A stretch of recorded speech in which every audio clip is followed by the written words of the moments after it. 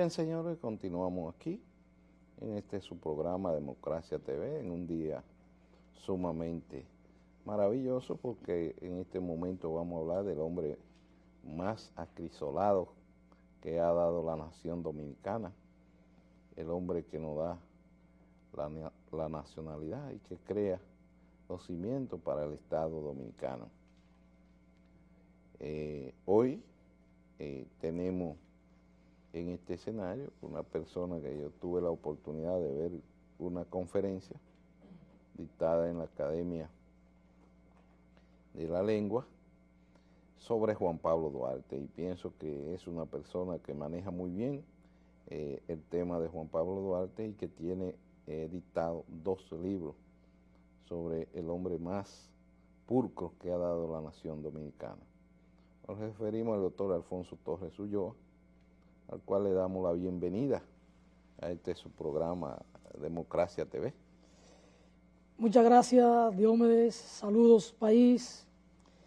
Para mí es más que un placer estar en esta mañana compartiendo algunas ideas sobre el hombre, que hablar de él es hablar de la dignidad, del decoro, es hablar de la ética y es hablar de la patria.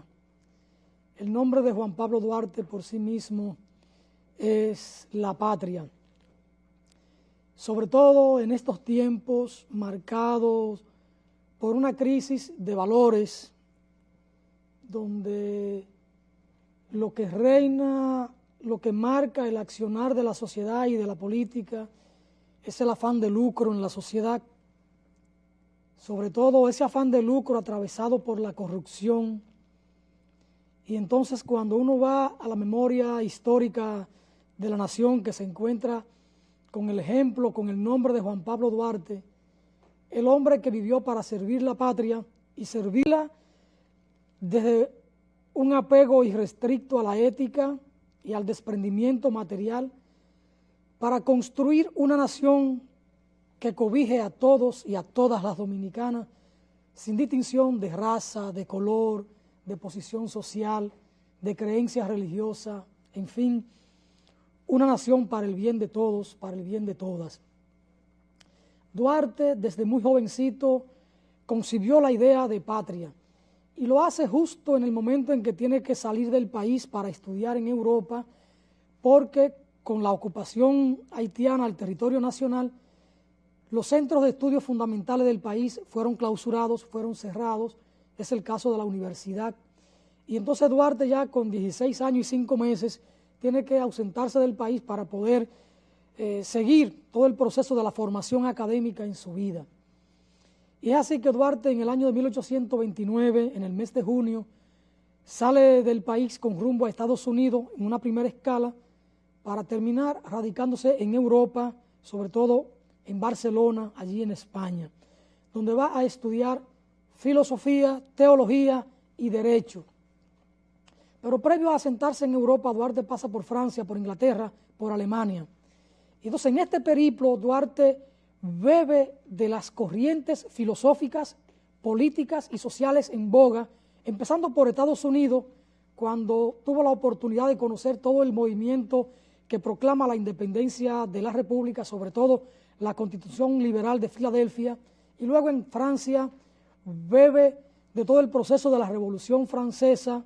Lo mismo hace en Alemania, en Inglaterra, para finalmente radicarse en España, allí conocer los fueros de Cataluña y encerrarse, en el buen sentido de la palabra, en un seminario en esta ciudad para estudiar filosofía y estudiar derecho. Duarte, en su estancia por Europa, bebe de toda la corriente del romanticismo, que no era más que una revolución de las artes, de la literatura, de la política, sobre todo de la política, porque en Europa estos países empezaban todo un movimiento nacional para zafarse del yugo imperial de Francia, cuando Napoleón Bonaparte había sometido todas estas naciones en este proceso de conformar el imperio francés. Y entonces, estando en boga en Europa, todo el nacionalismo, que es producto del romanticismo, Duarte bebe de toda esta fuente y entonces termina conformando un pensamiento propio, un pensamiento adecuado para el proyecto de nación que él venía fraguando en su sentimiento más íntimo, más puro como dominicano. Es así entonces que Duarte retorna al país en el año de 1832, con apenas 19 años cumplidos, y acto seguido Duarte empieza a formar los jóvenes que habían sido sus compañeros de infancia para estructurar esa corriente política que deviene a ser en el Partido Duartista, mejor conocido en la historia nacional como la Sociedad Secreta La Trinitaria. Es el partido que tiene que dar al traste con la ocupación de Haití. Y Duarte, entendiendo que un ejército de ocupación no sale por su propia voluntad, entiende que la salida del ejército de ocupación tiene que ser necesariamente violenta. Por esto entonces Duarte en el año de 1834 se enrola en el ejército de ocupación haitiano, donde llega a ostentar el rango de coronel, empezando su ingreso como cabo, dada su formación intelectual. Pero ya para el año 1842 Duarte es coronel del ejército haitiano. Lo que significa que Duarte no solo entendió la coyuntura social y política que vivía la nación desde el punto de vista de las letras, sino que entendió que requería de una formación militar. Entonces Duarte fue un hombre que se formó íntegramente para la independencia de la República. Duarte entonces, siendo muy joven, empieza los afanes por la libertad de la patria, y ya para el año de 1838, cuando apenas tiene 25 años, Duarte deja fundado definitivamente el Partido Duartista, aquel 16 de julio del año 1838, en la casa de Josefa Pérez, en lo que es ahí hoy la calle Sánchez con calle Noel, frente a la iglesia del Carmen. Es decir, Duarte es un paradigma desde muy joven, por eso la juventud de hoy tiene que beber en el pensamiento y en el ejemplo del patricio para poder abocarse a refundar la nación, para abocarse a reformar la democracia que tenemos en la República Dominicana, una democracia muy maleada, porque Duarte concibió la República desde una visión ética, y hoy los principales problemas de la nación surgen a partir de esa cultura que se ha ido acentuando en la nación dominicana del tema de la corrupción, el que los dominicanos, las dominicanas quieren dinero fácil, y el dinero fácil conduce a malos caminos. Y Duarte, que fue un hombre que hizo la política, que concibió la política como la ciencia más pura, la más noble después de la filosofía, la entendió como un servicio a la patria desde la perspectiva de la ética. Por eso, Diomedes, Juan Pablo Duarte, cuando tiene que irse al exilio en el año de 1843, mes de septiembre-octubre, recibe allí una carta de su hermano Vicente Celestino Duarte y de Francisco de Rosario Sánchez, quienes continuaron al frente del movimiento duartista y del partido como tal, y le piden mediante esta carta que Duarte haga gestión en Caracas para conseguir recursos, pertrecho de guerra, y le pedían 500 fusiles, pólvora, bala, machete, lanza, todo cuanto fuera útil para la guerra. Y le piden esto a Duarte, aún sea a costa de una estrella del cielo, porque estaban confiados que Duarte era la chispa, el motor de ese proceso de liberación. Duarte era la confianza, el guía de todo ese proceso. Duarte hace ingentes esfuerzos en Caracas para conseguir estos recursos. Recibe ofrecimiento del general Falcón, de Blanco, pero finalmente los recursos no le llegan. Por lo que Duarte se ve compelido el 9 de enero de 1844 a solicitar a su anciana madre y a sus hermanas, porque su padre había fallecido en octubre del pasado año, 1843, que el único medio que veía para reunirse con la familia era conseguir recursos fundamentales, recursos supremos, y estos eran sacrificar el patrimonio de la familia, heredado de su padre, para la santa causa como él veía la independencia de la República. Y Duarte en esta carta le dice a su madre y a sus hermanas que dispusieran de este patrimonio, que al final no tendrían de qué arrepentirse de haberse comportado como hijo digno de la patria, porque una vez conseguida la independencia de la República, él se haría cargo de los negocios de la familia y estos prosperarían, y ese patrimonio dispuesto para la santa causa retornaría al seno de la familia. Esto deja claro dos lecciones.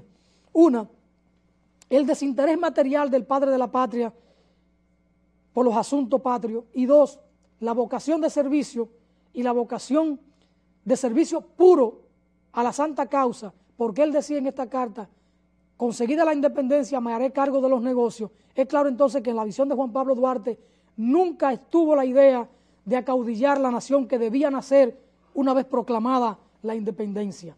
Proclamada la independencia, él retornaría simple y sencillamente a trabajar en el almacén de su padre, colocado ahí en la Atarazana.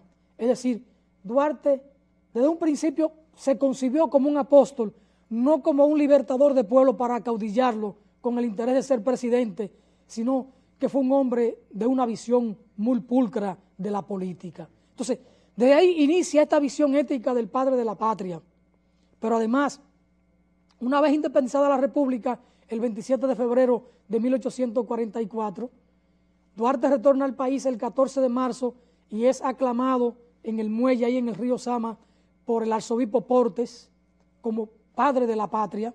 Y el 24 de marzo de ese mismo año, cuando tiene que irse al cantón de Baní para incorporarse al ejército que estaba allí acantonado con Pedro Santana para resistir las incursiones militares de los haitianos, a Duarte se le ponen en sus manos 1,000 pesos como general de brigada para la tropa que salía con él hacia aquella parte del país, la parte sur.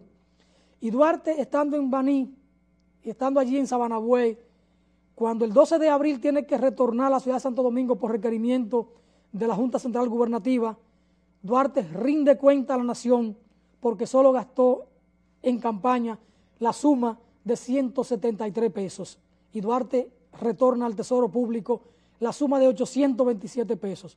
Es el primer funcionario de la República que rinde cuenta, el primer funcionario que da demostración de respetar el erario. Y esto llamó mucho la atención. Y hay un amigo que dice que este acto de nobleza, de transparencia, de pulcritud en el manejo de los recursos, marca la desgracia de Juan Pablo Duarte, porque los sectores conservadores que ya tenían dominio de la Junta Central Gubernativa vieron en el padre de la patria un peligro porque no iba a permitir los desafueros con los recursos públicos. Entonces Duarte es el hombre de esa concepción de pureza, de una visión acrisolada de la política. Y siendo consecuente con esta actitud, Duarte en el año de 1864, en el mes de marzo, cuando retorna al país de Caracas para incorporarse a la fuerza que luchaban por restaurar la República, Duarte vende en Caracas la casa que tenía por 1,000 pesos y entonces con esos recursos puede rentar una goleta, comprar pertrechos de guerra e incorporarse a la fuerza que luchaban por la restauración. Es esa la visión y el comportamiento de Juan Pablo Duarte que marca la línea fundamental de su accionar político y de su forma de hacer patria, maestro. Bueno, señores, vamos a ir a una breve pausa. Uno no tiene palabras de cómo Alfonso maneja este tema para seguir hablando de nuestro padre de la patria. Vamos a ir a una pausa, señor director, y retornamos aquí en los estudios.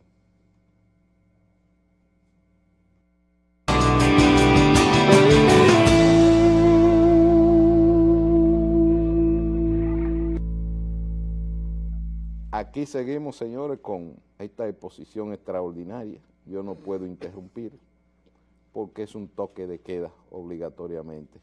Alfonso Torres, señores, con nosotros en el día de hoy. Juan Pablo Duarte y 10, nuestro padre, nuestro guía. Nuestro guía porque desde su psique nace la nación dominicana. Alfonso. Maestro, el pensamiento de Duarte está vigente. Es un pensamiento vivo y necesario para reencauzar la nación por mejores senderos. Duarte siempre habló de que la República Dominicana, la nación como tal, es el conjunto de todos los dominicanos sin excepción. Y a propósito del tema Haití, para algunas personas en el país, cuando ven la historia, piensan que Duarte fue anti-haitiano, y eso no tiene ni lógica ni sentido. Duarte fue un hombre humanista y de profunda fe cristiana, y en un hombre de la concepción del padre de la patria nunca podía animarse un valor que tenga que asociarse al racismo, a la discriminación o a la diferencia por esta naturaleza. Duarte fue un hombre que admiró al pueblo haitiano y lo dijo muy claramente: admiro al pueblo haitiano porque cada vez que lo veo, lo encuentro luchando con poderes excesivamente mayores por la libertad y por el amor a su patria, y cómo desde esa debilidad numérica, cultural y organizativa lo vence, y lo vence por el amor a la libertad. Pero además, Duarte en ese proceso de lucha no podía simplemente ser antihaitiano, primero por su concepción, sino que además Duarte luchó contra una ocupación de su territorio, de su nación, y circunstancialmente era Haití quien ocupaba el territorio nacional. Duarte fue un hombre de una concepción anticolonial, antiimperialista. Por eso Duarte dice en un momento: quisqueyanos, sonó ya la hora de vengar tantos siglos de ultrajes. ¿Qué significa tantos siglos de ultrajes? Duarte se refería al sistema de explotación, al sistema colonial español, porque Haití apenas nos sojuzgó por 22 años, no por siglos. Entonces en Duarte estaba muy clara esa concepción antiimperial, anticolonial. Por eso Duarte siempre habló de que nuestra patria habrá de ser libre, soberana e independiente de toda dominación extranjera. Entonces eso a propósito del comentario que usted hacía de René Preval y las implicaciones que tiene hoy la crisis de Haití. Por otra parte, ese pensamiento de Duarte tiene tanta vigencia que Duarte en un momento llegó a formular el siguiente planteamiento: todo acto de partidos que tienda simple y sencillamente a favorecer a sus particulares y no a los intereses de la nación constituye un crimen de lesa patria. Oiga qué figura jurídico-política